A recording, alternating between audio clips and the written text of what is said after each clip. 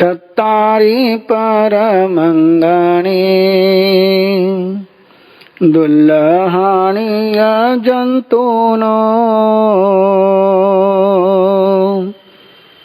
मानुसतं सुयी श्रद्धा संजममिय वीर्यम्।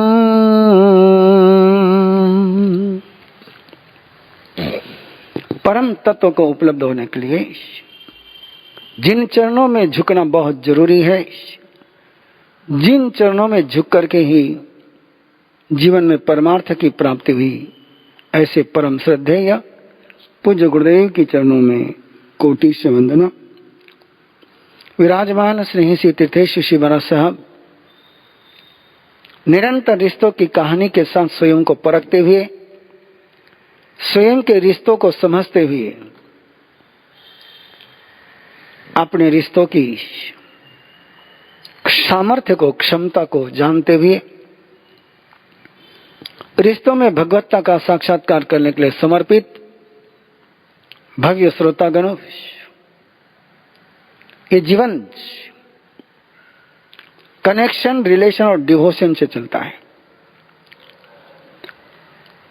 पदार्थ के साथ कनेक्शन करना ही पड़ता है,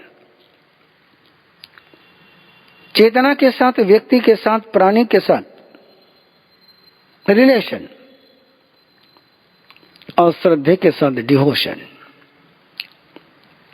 ये तीन आयाम है, ये जुड़ने के तीन आयाम है, ये जुड़ने के तीन डायमेंशन है, ये जुड़ने के तीन रास्ते हैं।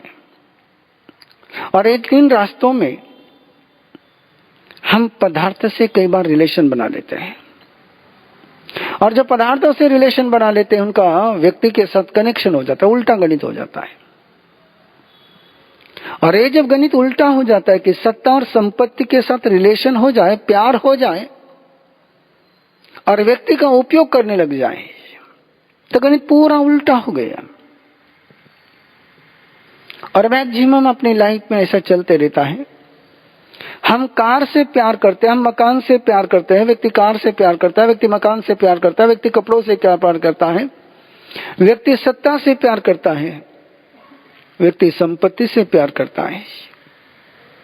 और ये जितना प्यार इन सारे जड़ के प्रति, पदार्थ के प्रति, जिनमें कोई फीलिंग नहीं है, इनके प्रति जैसे जैसे प्यार बढ़ते जाता है, वैसे वैसे व्यक्ति से नफरत बढ़ती चली जाती है। ये गणित पक्का ध्यान में रखिए। और जैसे जैसे हम व्यक्ति से प्यार करने लग जाए, चैतन्य से प्यार करने लग जाए, वैसे वैसे वस्तु के प्रति अपना प्यार कम हो जाता है। वह नफरत नहीं आती, प्यार कम हो जाता है। और वस्तु के साथ हम केवल कैसे उसका यूज हो सकता है इतना ही सोचते हैं। एक साइंटिस्ट वस्तु का उपयोग करता है, वस्तु को प्यार नहीं करता है। और यही गणित रिश्तों की कहानी का एक छिपा हुआ दुश्मन है कि वस्तु से प्यार, व्यक्ति से भी अधिक कीमत वस्तु की। और ये छोटे छोटे वाकई घटनाएं आप जिंदगी में देखते ही होंगे। छोटे बच्चे के हाथ से ग्लास टूटा तो थप्पड़ पड़ती है। अब ग्लास की कीमत बच्चे से ज्यादा हो गई। बुरी तरह से एक पिता अपने बेटे को पीट रहा था कि बेटा, नई लाई हुई कार पर कुछ लिख रहा था, बिल्कुल नई कोरी कार, और अपनी कार को लिखते हुए देख करके पिता ने आओ देखा ना ताओ बेटे को पीटना पर शुरू कर दिया। बेटा समझ ही नहीं पाया क्या हो गया, और बेटा बहुत बुरी तरह से रोता हुआ चला गया। और उसके बाद पिता की नजर जो बच्चा लिख रहा था उस पर गई, और बच्चा लिख रहा था कार पर आई लव यू पप्पा। अब सोचिए पिता की क्या हालत होनी चाहिए। ऐसा तब होता है जब हम वस्तु का तो मूल्यांकन कर लेते हैं, लेकिन व्यक्ति की भावनाओं का, व्यक्ति का मूल्यांकन नहीं कर पाते हैं। और ऐसी रिश्तों की कहानी का एक पड़ाव, कैसे सत्ता से हुआ प्यार, कैसे संपत्ति से हुआ प्यार, कैसे अधिकार से हुआ प्यार, जिस बेटे के लिए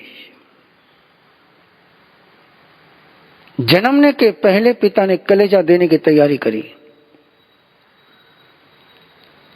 जन्मने के पहले जिसके सेटिस्फेक्शन के लिए, जिसकी तमन्ना पूरी करने के लिए हर कुर्बानी देने के लिए तैयारी करी, रानी चेलना ने जब इस बात को महसूस किया, क्या रे, ये तो गर्भ में रहते हुए पिता का हत्यारा बनने का प्रयास कर रहा है, पता नहीं जन्मने के बाद क्या करेगा, मुझे ऐसे संतति को जन्म ही नहीं देना है। गनीमत की बात की, किस समय आदमी के कत्ल खाने नहीं खुलते थे, अबॉर्शन सेंटर या आदमी के कत्ल खाने,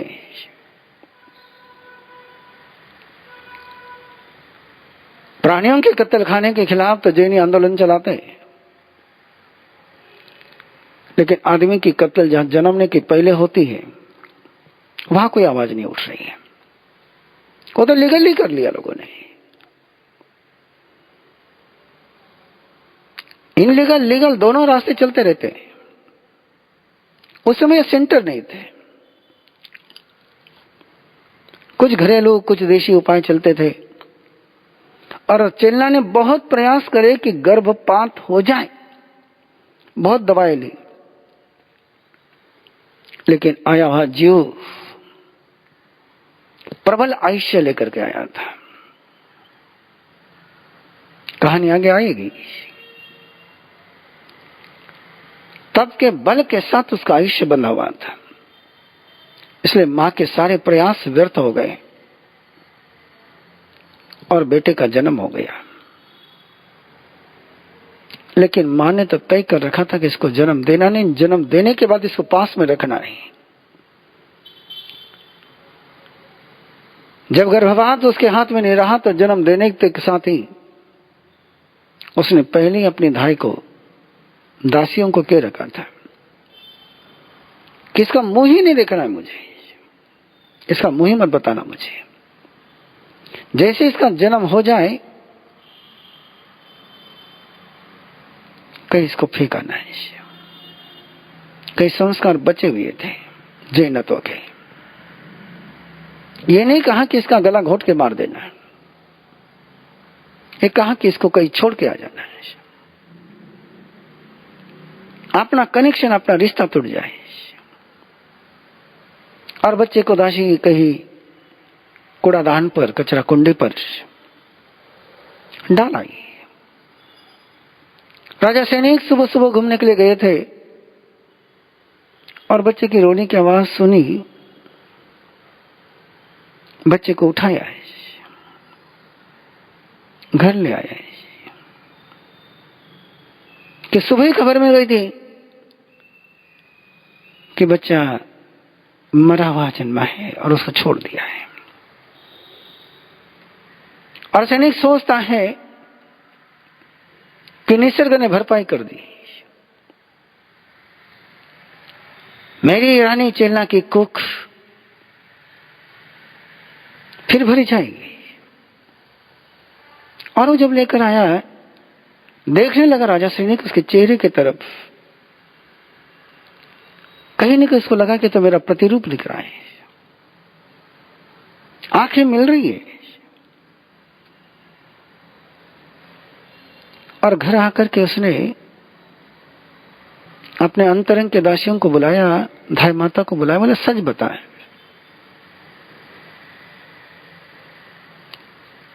जन्मे हुए बच्चे का तुमने क्या किया। और धाय माता वो बच्चे को सैनिक के पास देख रही थी, बच्चा रो रहा था, उसके उंगली में मुर्गे ने काट खाया था। बच्चा रो रहा था और है माता ने श्रेणी के किया कि जो किस्सा हुआ सारा बता दिया। राजा श्रेणी के बच्चों को लेकर के रानी चेलना के पास पहुंचे और कहने लगे, प्रियतमा, ये तेरे और मेरे प्यार का परिणाम है, निशानी है।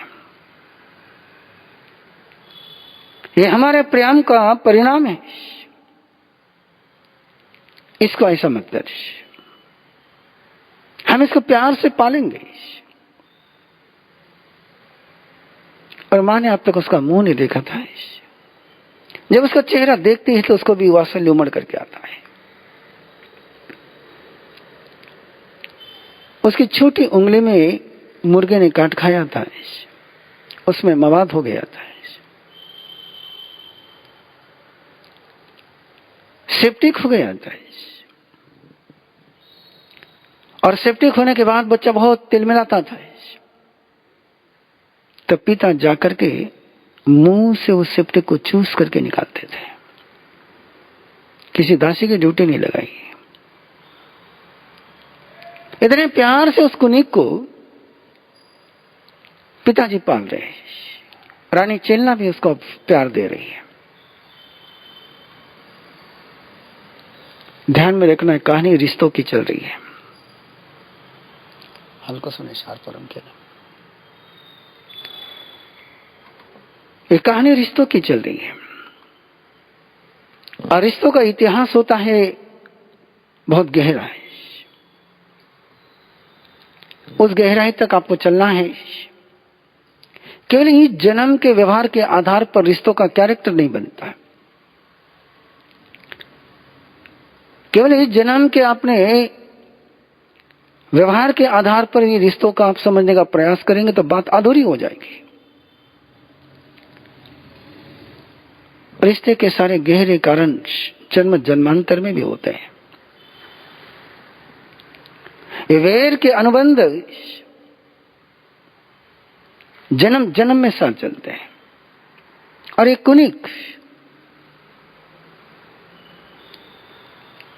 जैसे जवान हुआ और उसने देखा कि पिताजी अभय कुमार से प्यार करते हैं। अभय कुमार महामंत्री, अभय कुमार उसका बड़ा भाई है।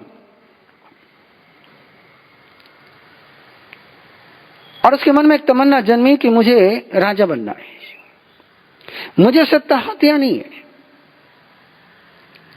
और उसने अपने काली कुमार इन सबको 10 भाइयों को साथ में लिया, एक षड्यंत्र रचा है। और षड्यंत्र रच करके इस 10 भाइयों को साथ में लेकर के ऐसा खेल खेला कि राजा श्रेणी को जेल में डाल दिया। शार्प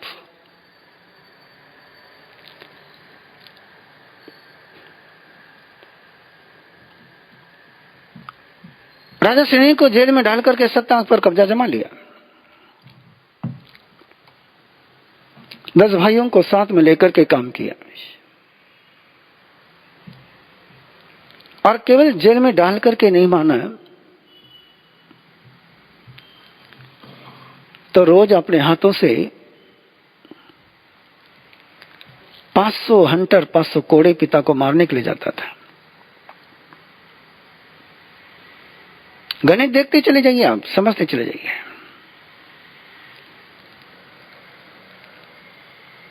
दस भाई को साथ में लेकर के सत्ता हथिया ली। अभय कुमार इसके पहले दीक्षा ले चुका था। बड़ी विचित्र स्थिति हो गई। राजा श्रेणी रानी चेलना और भगवान महावीर के संपर्क के कारण क्षमा का साधक बन गया था।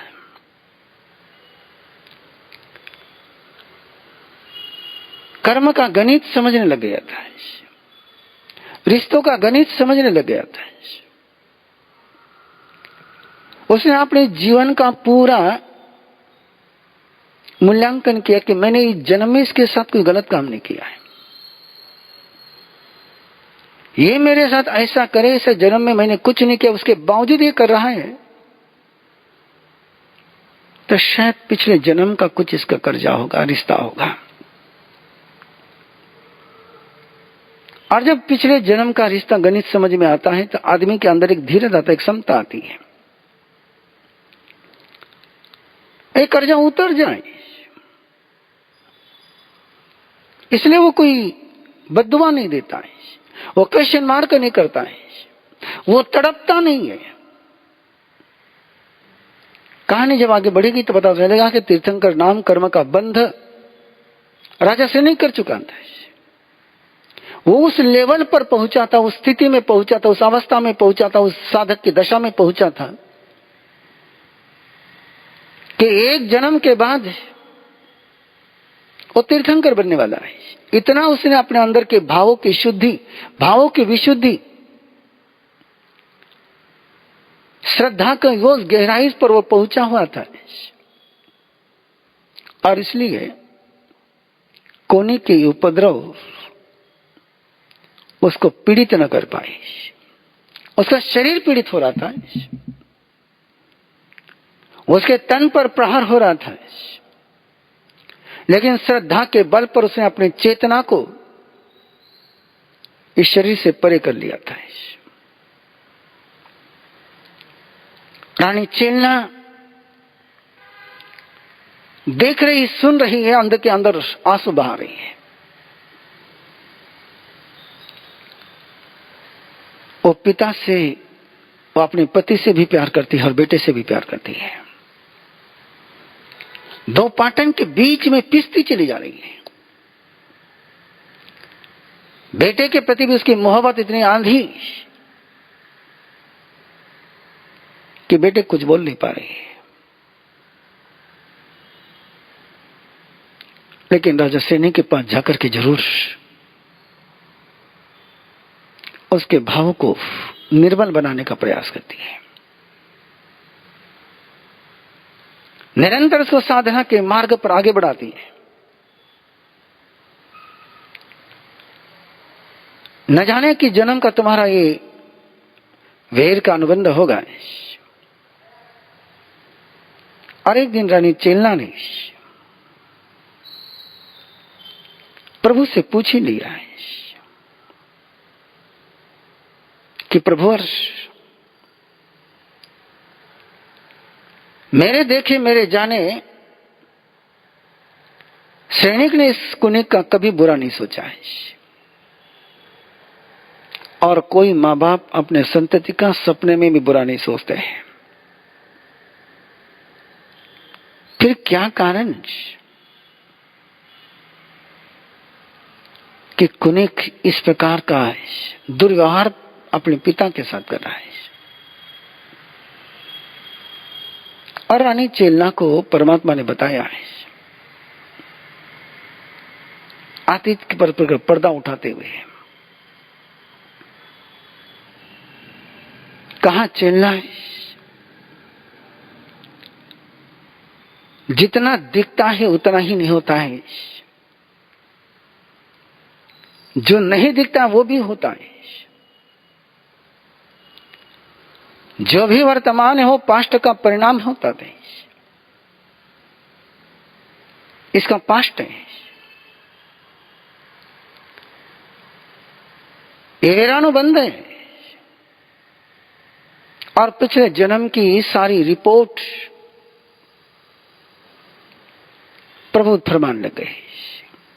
पिछले जन्म में राजा सैनिक की आत्मा भी राजा थी, सुमंगल नाम की, और कुनी पिछले जन्म में मंत्री पुत्र था, सैनिक।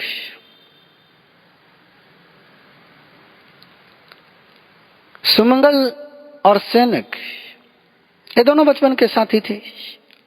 आगे जाकर के इनमें एक छोटा सा अंतर था। कि सुमंगल बहुत सुंदर था, ब्यूटीफुल, हैंडसम, और सेनक उतना ही बदरूप, कुरूप, काला, कलुटा, देखने में भद्दा है। और सुमंगल इसकी मजाक उड़ाता था। मंत्री पुत्र था सेनक, लेकिन सुमंगल उसकी मजाक उड़ाता था, भद्दे भद्दे मजाक उड़ाता था। और उन सारे मजाकों को झेलते झेलते झेलते वो मंत्री पुत्र परेशान होने लग रहा अंदर के अंदर। रोष जन्मता था, आक्रोश जन्मता था, लेकिन राजपुत्र के सामने कुछ बोल नहीं पाता था। वो आक्रोश अंदर के अंदर रहता था, सोहबत टाल नहीं सकता था और झेल नहीं पाता था। आखिरकार एक दिन तंग होकर के इस सारे हंसी मजाक और कमेंट से परेशान होकर के सेनक चल पड़ा है और एक तपस्वियों के आश्रम में पहुंच करके उसने संन्यास ले लिया, संयम ले लिया, तप के मार्ग पर कदम बढ़ा दिए, उग्र तपस्या करने लग गया है। अब उसके तप के सामने,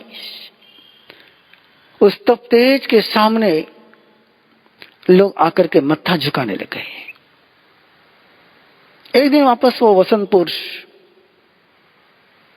उसका आगमन हुआ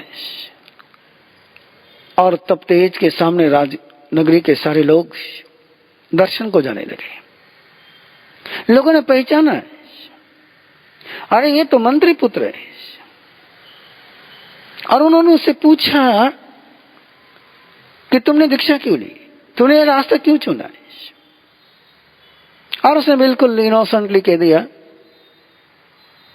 कि राजा जो आज राजा बना है ये मेरे पर बहुत तीखे मजाक करता था, मेरे शरीर के बदरूप पर बहुत बद कमेंट्स करता था। उसके इस कमेंट से परेशान होकर के मैंने ये रास्ता चुना है। खबर सुमंगल राजा के पास भी पहुंची और सेनक मांस खमन की तपस्या करता था। गजब की तपस्या चल रही थी उसकी। और उसी तपस्या के दौर में लोग उसकी भक्ति, उपासना, सेवा में लगे हुए थे। राजा के पास खबर पहुंची, राजा भी दर्शन के लिए गया। उसको भी आपने गलतियों का एहसास हुआ कि मैंने इसके शरीर पर कमेंट्स करे लेकिन इसकी चेतना की तरफ नहीं देखा। इस बदरूप तन के बीच छिपी हुई सुंदर चेतना को नहीं देखा। इसने अपने चैतन्य स्वरूप को निखार लिया है। राजा ने बहुत भक्ति भाव पूर्वक विनती करी कि आप योगी हो, यदि आपने मेरे गलतियों को माफ किया तो मेरी छोटी सी प्रार्थना है, मैं मेरे सारे गलतियों के लिए आपसे क्षमा मांगता हूं। मैंने बहुत आपके साथ दुर्व्यवहार किया है, मैं क्षमा चाहता हूं और मेरे क्षमा के रूप में मेरे पर कृपा करें, मेरे गलतियों का परिमार्जन करने का मुझे मौका दे। इस बार के मांसखमन के पारने के लिए मेरे आंगन में पधारने की कृपा करें। वो जैन परंपरा का संत नहीं था कि जहां कमेंटमेंट नहीं की जाती है आहार को लेकर के। और तपस्वी ने कहा कि मैं राजन आ जाऊंगा। भावना प्रबल थी, लेकिन परिस्थितियों का संयोग कुछ ऐसा बना कि जिस दिन मांसखमन का पारना था तपस्वी पहुंचने ही वाला था, पहुंच ही रहा था कि उस दिन रात में राजा को भयानक शिरोवेदना, सिर दर्द, ऐसा भयानक सिर दर्द जगा कि पूरा राजमहल, पूरा राज परिवार राजा की सेवा में लग गया। ऐसा दर्द, ऐसा तड़प रहा था वो कि और कुछ सूझ नहीं रहा था किसी को। तपस्वी आया है, किसी ने स्वागत तक नहीं किया, कोई ध्यान दे नहीं पाया है, और तपस्वी लौट करके चला गया है। उसको खबर मिली कि राजा का स्वास्थ्य ठीक नहीं है, बीमार है राजा है। उसने स्वीकार कर लिया, और उसका नेम था जिस घर पर पालने के लिए गया उस घर पर पालना नहीं हुआ तो उसके अगला दूसरा मास कमन शुरू, और उसने अपने आश्रम में आकर के दूसरा मास कमन शुरू कर लिया। सांझ होते होते राजा का दर्द सा गायब हो गया, और राजा को याद आया आज तपस्वी जाना था। उसने जानकारी ली, खबर मिली को आता आया तो था, लेकिन सभी आपकी सेवा में लगे थे, इसलिए किसी ने उसकी भक्ति नहीं करी। राजा दौड़ा दौड़ा गया, आंसू बहाते हुए कहा कि योगीराज, मेरा दुर्भाग्य है कि आप आए, और वेदना से व्याकुल होने के कारण से मैं आपकी सेवा न कर सका। जो कहो प्रायश्चित लेने के लिए तैयार हो, मुझे और एक मौका दे, अगले पढ़ने के लिए मेरे यही पर पधारे, नहीं मेरे दिल पर बोझ बना रहेगा, मैं अपने आप को माफ नहीं कर पाऊंगा। तपस्वी ने राजा की भावनाओं को गहराई से देखा। राजा ईमानदार था, प्रामाणिक था, इनोसेंट था, कोई चीटिंग की संभावना नहीं थी, और गहराई से गई हुई भावना तपस्वी ने स्वीकार कर ली। दूसरे मास खमन के पारने के समय जब तपस्वी पहुंचा तो वही खेल, राजा का उदर शूल हो गया। पहले मस्तक शूल होता, उदर शूल हो गया। हालत वही तड़पने जैसी, कोई देख न पाया। फिर तपस्वी लौट करके आ गया। मन में क्षमता थी कि समझ रहा था कि राजा का कोई दोष नहीं है, बीमारी आ गई है। वापस वही क्रम, तीसरे मास खमन के लिए फिर वचनबद्धता, और तीसरे मास खमन के वचनबद्धता के समय, पूर्तता के समय भी वापस राजा बीमार, और बीमार होने के साथ ही वहां के पदाधिकारियों ने, राजा के अधिकारी लोगों ने देखा, राजपुरुषों ने देखा, जब भी ये तपस्वी आता है ना आंगन में, उसके पहले ही राजा बीमार पड़ जाता है। लगता है कि इस तपस्वी का ही कुछ तो भी खेल इसमें दिखता है। और उन्होंने उसकी अवमानना, अवहेलना, दुत्कार, तिरस्कार करते हुए उसको लौटा। इसके पहले कभी अपमान नहीं किया था, तिरस्कार नहीं किया था, दुत्कार नहीं किया था। इंजलाब कर्मचारियों के थ्रू उसकी अवमानना की गई, और उस अवमानना को, उस अवमानना ने, उस अवहेलना ने बचपन की सारी स्मृतियों को जागृत कर दिया। और तपस्वी लौटा तो सही, लेकिन मन में एक अलग भावना के साथ लौटा है। बचपन में भी यही किया, आज भी यही किया है, बुला करके मुझे तिरस्कृत किया है। तेरी सच में बीमारी है या बीमारी का ड्रामा कर रहा है? और एक बार गलत सोच शुरू हो गया, रॉन्ग इंटरप्रिटेशन शुरू हो गया, तो गलत निर्णय पर पहुंचते देर नहीं लगती। और वही हुआ है। तपस्वी ने मन में संकल्प कर लिया है, इस जन्म में नहीं तो अगले जन्म में इसका वैरी हत्यारा बन करके जन्मूंगा। मैं बदला लेकर के रहूंगा। ये रानी चेलना को परमात्मा बता रहे हैं। एक कुनिक वही है, तप किया था जो पुण्य प्रभाव, और वैर बांधा था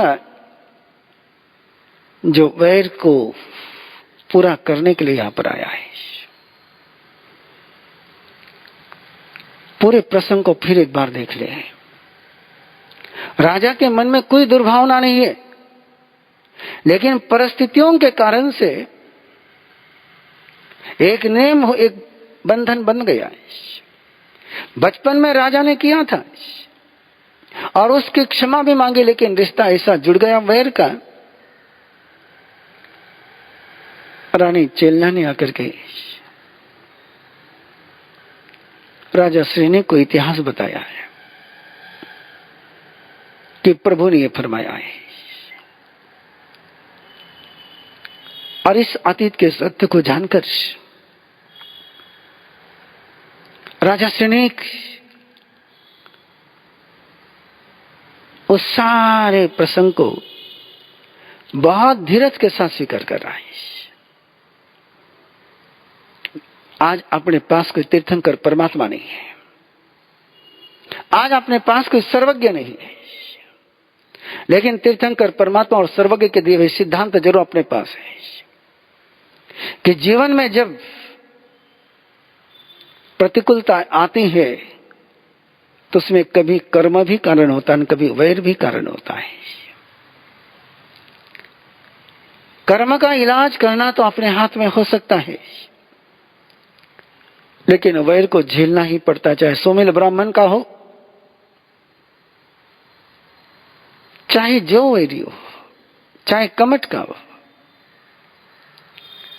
साधना कर्मों को क्षय कर जाती है, लेकिन वैर भाव को समाप्त करने के लिए क्षमा का ही साधन है।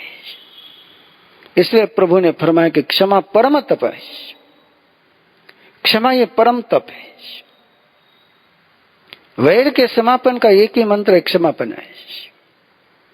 और इसलिए तो सारी यात्रा आपके साथ शुरू करी है, एक मंगल भावना के साथ, एक मंगल ध्येय के साथ, कि पर्युषण पर्व के अवसर पर, पर्युषण पर्व तक हमारे अंतर जीवन के रिश्तों की ऐसी ऐसी समझ आ जाए कि हम क्षमापना के सागर में स्वयं भी स्नान कर सके और सबको स्नान करा सके। कर्म क्षय हो पाए या न हो पाए, वैर भाव जरूर क्षय हो जाए।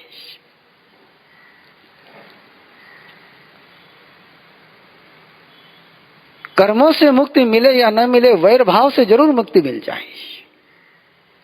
और एक बार वैर भाव से मुक्ति हो गई तो मोक्ष दूर नहीं है, फिर मुक्ति दूर नहीं है। और इसलिए रिश्तों की कहानी शुरू करी है। राजा सैनिक रानी चेलना के मुंह से परमात्मा के संदेश को प्राप्त करता है। और एक दिन मां रो रही है, आंसू बहा रही है, और आंसू बहाते हुए कुनिक ने देखा अपनी मां को, मां से बहुत प्यार कर रहा है। देखिए क्या तरीका है। जिस मां ने गर्भ में मारने का प्रयास किया, उस मां के प्रति लगाव है। जिसने जन्मते बिना मुंह देखे फेंकने की व्यवस्था करी, उस मां के प्रति प्यार है। ऐसा चेंज हो सकता है। ये रिश्ते के गणित रहस्य भरे हैं। इनको लॉजिक के आधार पर नहीं समझा जा सकता, इनको कर्म के आधार पर नहीं समझा जा सकता है। भीष्म पितामह ने दुर्योधन के लिए बहुत अच्छा किया, लेकिन दुर्योधन के मन में कभी भीष्म पितामह को लेकर के प्रेम का भाव, आदर का भाव, रिस्पेक्ट का भाव जन्म नहीं पाया। ये रिश्ते ऐसे ही है। इसमें 2+2 होंगे, 2+2 मिलकर के 4 होंगे, इसकी कोई गारंटी नहीं है। यहां 2 और 2 मिलकर के 4 होंगे, इसकी कोई संभावना नहीं है। यहां 2 और 2 मिलकर के 200 भी हो सकते हैं, और 2 और 2 मिलकर के 0 भी हो सकते हैं। ये रिश्तों का गणित बड़ा गजब का है, रहस्य भरा है। और इसीलिए इस रिश्तों की गणित की यात्रा चल रही है। और रानी चेलना एक दिन आंसू बहाती है सारे दर्द को याद करते हुए, और कुनिक ने मां को रोते हुए देखा है। और कुनिक ने मां से कहा कि मैं राजा बना हूं, तुझे दुख हो रहा है। मैं राज्य का मालिक बना हूं, तुझे दुख हो रहा है, खुश नहीं तू, तुझे परेशानी है। और तब मां ने बेटे से कहा कि बेटा, हर मां चाहती कि उसका बेटा राजा है, फिर तेरे आंखों में आंसू क्यों? और तब रानी चेलना अपने दिल का दर्द बयान करती है। तुझे पता है बेटा, जिस पिता को तू जेल में बंद करके रोज कोड़े मारता है, उस पिता ने तेरे कुनिक ने कहा, मां पिता की बात मत कर, मैं उनके विषय में कुछ नहीं सुनना चाहता। यदि वो पहले ही मुझे सत्ता दे देते, मैं क्यों उनको जेल में डालता है? क्या उनके मरने तक मैं इंतजार करूं क्या? एक संकेत है सारे माता पिताओं को, एक संकेत है सारे सासुओं को, समय रहते बेटे को और बहू को अपने हाथों से सत्ता सौंप दीजिए। वो प्रैक्टिकली कुनिक बने या न बने, उनके अंतर में कुनिक के भाव जन्मने की तैयारी हो जाती है। और मैं घर घर की कहानियां सुनते रहता हूं।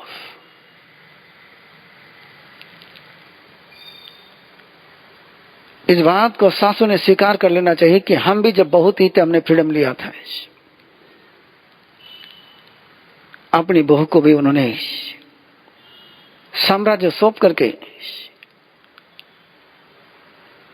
दायित्व सौंप करके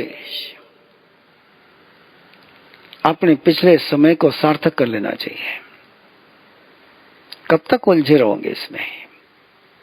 और वही कुनिक ने मां से कहा है। लेकिन मां भी आज ठान चुकी थी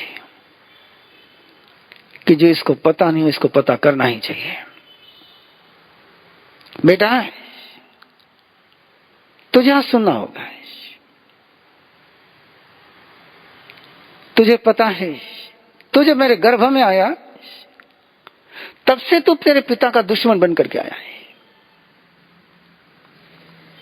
रानी चेलना ने परमात्मा से सुनी हुई सारी बात है, और इसलिए मेरे गर्भ में आते ही तूने डिमांड करी थी पिता के कलेजे की। उस पिता की सरलता को देख, उस पिता ने तेरी इस तमन्ना को पूरा करने का वचन दिया और अभय कुमार के माध्यम से तेरी तमन्ना पूरी करी। ये तेरी अंदर की सारी चेतना को समझ करके मैंने तुझे जन्म न देने के लिए बहुत प्रयास करे कि तेरा गर्भ में मृत्यु हो जाए। कुनिक सुन रहा है मां के मुंह से,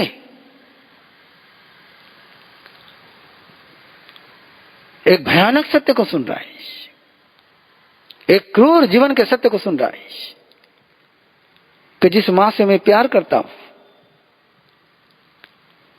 जिस मां के मैं प्रणाम करता हूं, इस मां ने मुझे गर्भ में मारने के प्रयास करे। क्या मनुष्य का मन है? अनेक चित्ते खलो ये मनुष्य, ये मन किस समय किस ठोर में चला जाए कोई पता नहीं। कुनिक सुन रहा है, लेकिन कुनिक मैं सफल न हो पाई। तेरा आयुष्य बल मजबूत था, तेरी तपस्या का बल मजबूत था। उस तपस्या के बल के कारण से तू जीता और मेरे प्रयास व्यर्थ हो गए। लेकिन मैंने तय कर लिया था कि जन्मने के बाद तुझे रखूंगी नहीं, हत्या नहीं करूंगी, लेकिन तुझे पास में नहीं रखूंगी। और इसी मेरी योजना में मैंने तुझे कूड़े के ढेर पर फिकवाने की व्यवस्था कर दी। जन्मते मैंने तेरा मुंह भी नहीं देखा था। मैंने ढाई मां को कहा था कि नहीं, इस पितृ हत्यारे के मुझे मुंह भी नहीं देखना है। आज रानी चेलना अपनी पूरी रव में थी, बेटे को सारे सत्य को प्रचलित करना चाहती थी। ध्यान में रखना है, ये बड़ा गणित गहरा है मां का। मां के मुंह से आई कड़वी से कड़वी सच्चाई भी दवा बन जाती है। जो और कोई काम नहीं कर सकता, वह मां का वात्सल्य काम कर जाता है। कुनिक सुन रहा है हतप्रभ होकर के, सारा दिमाग उसका चकरा रहा है। और मां ने बताया कि मैंने तुझे कूड़े पर फेंक दिया था, फिकवा दिया था, और तेरे पिता के पास खबर पहुंच चुकी थी कि जन्मते ही मर गया है। उनको बताया नहीं था। और तेरे पिता घूमने के लिए चल पड़े। तेरी रोने की आवाज सुन करके तुझे लेकर के आई, और इतने दौरान तेरी छोटी उंगली को मुर्गे ने काट खाया था। सारा इतिहास दोहरा रही है। देख, तेरे उंगली पर अभी भी निशान है, और ये निशान उसी का है। और पिता तुझे उठा करके लेकर आए। जब सारी सच्चाई उनको पता चली तो उन्होंने मेरे से वचन लिया है। एक बात कह करके वचन लिया, जुबान ली कि तेरे और मेरे प्यार की निशानी है, इससे भी तू प्यार करेगी। और जब मैंने तुझे देखा है और तेरे पिता के साथ वचनबद्ध हो गई, और उसके बाद मैंने तेरे पर प्यार उंडेलना शुरू किया। तेरे जख्म में सेप्टिक हो गया था, मवाद हो गया था, पीव हो जाता था, उसको तेरे पिता अपने मुंह से चूस करके निकालते थे। राजा सिने की वो सारे प्यार की बातें कुनिक सुन रहा है, मां के मुंह से सुन रहा है। सत्यम को भगवम,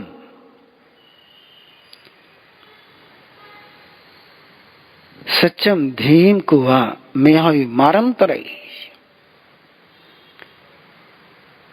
जो सत्य में अपनी धृति को स्थापित करते हैं,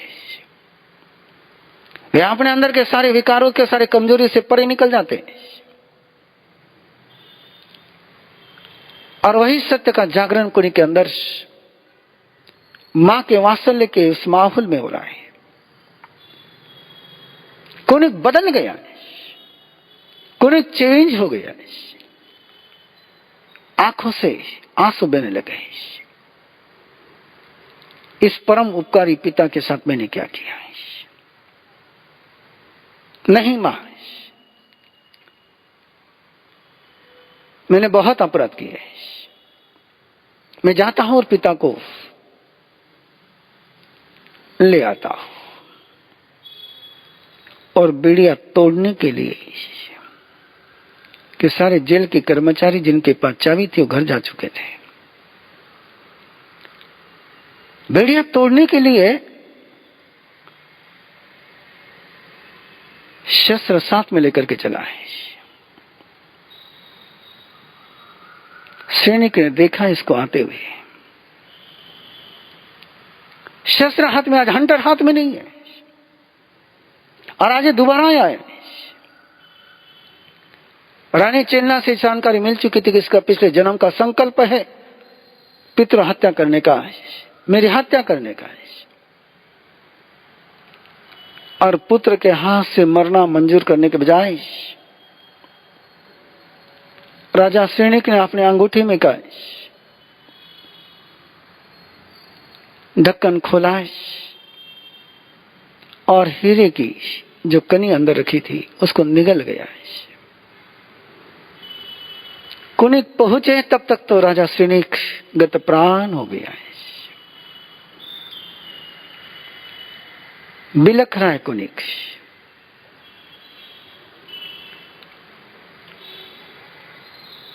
वैर समाप्त हो चुका था, लेकिन बात बन चुकी थी।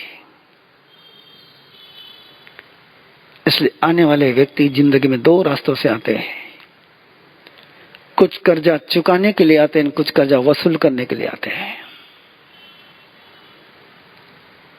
कुछ कर्जदार बन करके आते हैं, कुछ साहूकार बन करके आते हैं। और ये वीरानुबंध पिछले जन्म का है। और कुनिक फिर वहां नहीं रह पाता है, फिर वो राजगृह छोड़ देता है और पाटलिपुत्र पाटन की नई राजधानी बनाता है। बंधुओं, ये कहानी नहीं सुनानी थी, ये वैर के रिश्ते को फिर एक बार समझो। उस कहानी को आराम से समझो। पिछले जन्म में राजा श्रेणी की आत्मा की ओर से कोई वैर भावना उस समय नहीं थी। बचपन में जरूर उसके साथ मजाक किया था, दुश्मनी का कोई खेल नहीं खेला था, क्षमा मांग ली थी। लेकिन परिस्थितियों के कारण से उस तपस्वी के मन में वैर जन्मा है। निमित्त था, कारण था, परिस्थितियां थी, और परिस्थितियों के बीच वो दुश्मनी का एक एग्रीमेंट वन वे हो गया था। और इसलिए वैर के अनुबंध अपने जीवन में नहीं बने। पिछले जन्म के वैरानुबंध कैसे पहचाने, कैसे पहचाने, उसका एक छोटा सा सूत्र याद रखना। यदि बिना कारण, बिना वजह, बिना कोई प्रैक्टिकल में इस जन्म में बिना कारण से कोई आपका नाराज हो रहा है, कोई कारण नहीं है, तो समझ लीजिए कि पिछले जन्म का कुछ कर्जा है। और बिना आपके लायकी के, बिना आपकी योग्यता के, बिना आपके कुछ करे, यदि कोई आपसे प्यार करता है तो समझ लीजिए कि पिछले जन्म का कोई स्नेह का बंध है। इस जन्म की कोई गलती न होते हुए भी कोई तुम्हारा दुश्मन बनता है तो समझ के चलिए कि पिछले जन्म का अकाउंट है। इस जन्म का तुम्हारा कोई सही बात न होने के बावजूद भी तुमसे कोई प्यार करता है तो समझ लीजिए कि पिछले जन्म का प्यार है। आइए, ये कहानी चलती रहेगी और इस कहानी के साथ ही 27 से रात्रि में 9 से 10:30 ये सारे अंदर के अमंगल को मंगल बनाने के लिए, रिश्तों में मांगल्य लाने के लिए, भावों में मांगल्य लाने के लिए, सोच में मांगल्य लाने के लिए, तन के अंदर के सारे अमांगल्य को दूर करने के लिए अष्ट आयामी अष्ट मंगल की ध्यान साधना का शिविर शुरू होने जा रहा है। रात 9 से 10:30 ऑनलाइन है,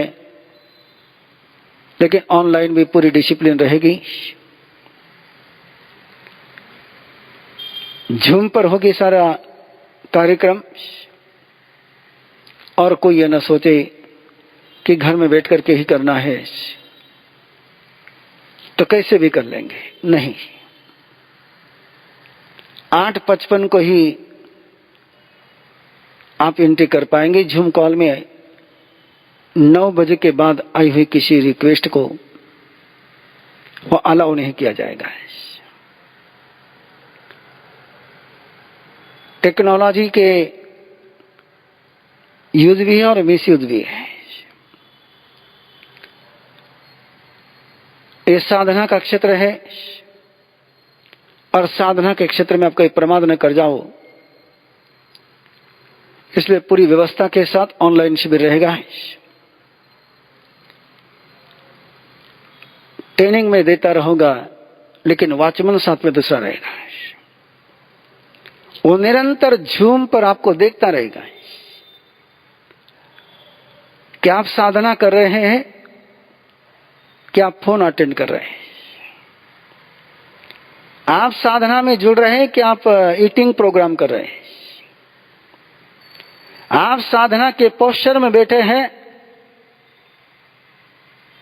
कि आराम के पोस्चर में बैठे हैं, आपका वीडियो ऑन है कि ऑफ है, इसको वॉचमैन निरंतर चेक करता रहेगा। और जहां भी कोई डिसिप्लिन को ब्रेक होगा, साधना के सत्र से आपकी मुक्ति हो जाएगी। इसलिए इस गलत फहमी में मत रहना है कि जिस फ्री माइंड से अपने कर्मा का ऑनलाइन यूट्यूब पर अटेंड किया, वैसे अष्टमंगल आप अटेंड कर पाएंगे। अष्टमंगल को ऑनलाइन रहेगा, लेकिन पूरे प्रिकॉशन के साथ रहेगा। 27 तारीख से अष्टमंगल का पहला ट्रेनिंग शिविर जो मैं ले रहा हूं, इसके पहले ट्रेनरों ने ट्रेनिंग शिविर लिया है और 3 अगस्त से आराम विद्या ट्रेनर ट्रेनिंग का प्रोग्राम शुरू हो रहा है। मेरे सारे भारतवर्ष के और बाहर के भी उन प्रतिभाशाली, धर्म प्रेमी, विश्व कल्याण के इच्छुक, जो अपने अंदर के सामर्थ्य को तीर्थंकर के साथ जोड़ना चाहते हैं, जिनके मन में स्वयं की लाइफ चेंज करने के साथ ही दूसरों की जिंदगी में भी परिवर्तन लाने की तमन्ना है, जो दूसरों को भी ट्रेनिंग देना चाहते हैं, उन सारे भाई बहनों से मेरा आग्रह है कि आराम विद्या के ट्रेनर का 6 महीने का कोर्स संडे दोपहर में 2:30 से 4 चलेगा। बिलो 40 ये एज कैटेगरी रखा है। कोई स्पेशल केस होगी तो लोकल ऑर्गेनाइजर उसका निर्णय करेंगे। जिन्हें भी जुड़ना हो वो शीघ्र जुड़ने का ध्यान रखें। इन्हीं मंगल भावों के साथ मंगल पाठ। चदारि मंगलम अरिहंता मंगलम सिद्धा मंगलम साहु मंगलम केवली पन्नतोध मंगलम। चदारि लघुतमा अरिहंता लघुतमा सिद्धा लघुतमा साहु लघुतमा केवली पन्नतो धम्मो लघुतमा। चत्तारि शरणं भवज्झामि अरिहन्ते शरणं भवज्झामि सिद्धे शरणं भवज्झामि साहु शरणं भवज्झामि केवली पन्नतम धम्मम शरणं भवज्झामि। 4 मंगल 4 उत्तम 4 शरणा दुख हरणा सुख करना और न शरणा कोई जो भव प्राणी करे आराधन अक्षय अमर पदोय।